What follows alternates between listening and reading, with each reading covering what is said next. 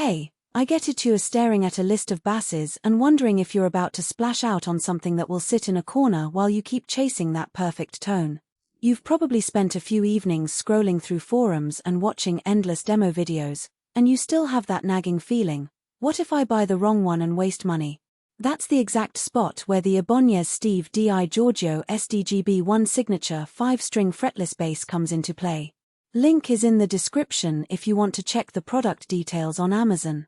In the next few minutes I'll walk you through the real-world considerations that matter after you unbox it, so you can decide whether this particular instrument is a good fit for your setup or just another piece of gear you'll end up shelving. First off, let's talk about why a fretless bass is a different animal compared to a fretted one. The lack of metal frets means you're relying on finger placement and the inherent resonance of the wood to get those smooth, vocal-like slides that jazz and progressive players love. That also means the instrument has to be stable enough to stay in tune, especially on the low B string, while still offering the subtle nuance that makes fretless playing rewarding. The SDGB1 tackles that requirement with an ash and Okoume body, a combination that's fairly common in mid-range Ibanez basses but not as ubiquitous in the fretless arena. The ash gives a bright, articulate attack, while Okoume adds a bit of weight and warmth, helping the lower strings ring out without getting muddy. If you're a guitarist-turned bassist or someone who already has a fretted 4-string and is dreaming of adding that gliding, speaking quality to your lines, the 5-string format of the SDGB1 is a practical upgrade. It gives you that low B without having to retune your entire rig, which can be a lifesaver for gigging musicians who need that extra bottom end for modern rock or metal arrangements. The neck, constructed from maple, Bubinga, and a bit of Panga wood, is fairly thick, which is typical for 5-string basses. That thickness actually helps with stability, especially for the lower strings, so you won't be constantly fighting intonation drift during long rehearsals. The fingerboard is made from Ebonol, a synthetic material designed to mimic ebony's slick feel while resisting the wear and humidity issues that real ebony sometimes suffers from. If you've ever had a fretless fingerboard that started to develop hot spots or warping after a few years, the Ebonol surface can be a relief, staying smooth and consistent after months of heavy playing. Now, the 2 single-coil pickups under the bridge and in the middle position are a key factor for tone. Single coils on a fretless bass can feel a bit bright, which is great if you want that crisp definition when you're trying to cut through a dense mix, but they can also expose any unevenness in finger pressure.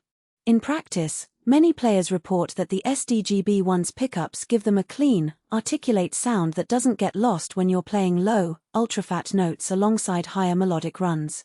Think of a progressive metal band where the bassist needs to lock in tight with the drums while also providing melodic counterpoints. This pickup combo handles that dual role without sounding thin. On the flip side, if you're after a warm, vintage-style, round-toned sound, you might find the single-coil character a bit too sharp, and you'll likely need a pedal or an amp setting to roll off some high frequencies.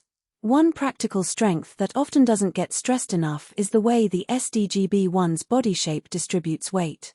The dark moss burst finish isn't just for aesthetics, it's a matte coating that doesn't get sticky under hot stage lights, and the body's contour allows you to balance it comfortably whether you're seated or standing. In real-world gig scenarios, that comfort translates to less fatigue during a 2-hour set, especially when you're constantly moving between the low B and the higher registers. I've seen bassists who spend a lot of time on stage appreciate that the instrument sits naturally on the strap, reducing the need for constant readjustments. Who should seriously consider this bass? If you play jazz, fusion, progressive rock, or any style that values fluid string movement and you already own an electric bass with a non-fretless setup, the SDGB1 can be a compelling second instrument.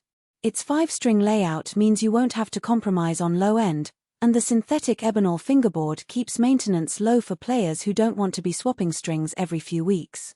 It's also a good match for studio musicians who need a versatile tone that can be shaped with external gear because the single-coil pickups respond well to EQ tweaks, giving you a solid foundation whether you're chasing a clean, acoustic-like voice or a more aggressive, punchy presence. On the other side of the ledger, this isn't the best choice for absolute beginners who are just getting their first bass. The learning curve with a fretless instrument is steep enough on its own, and adding a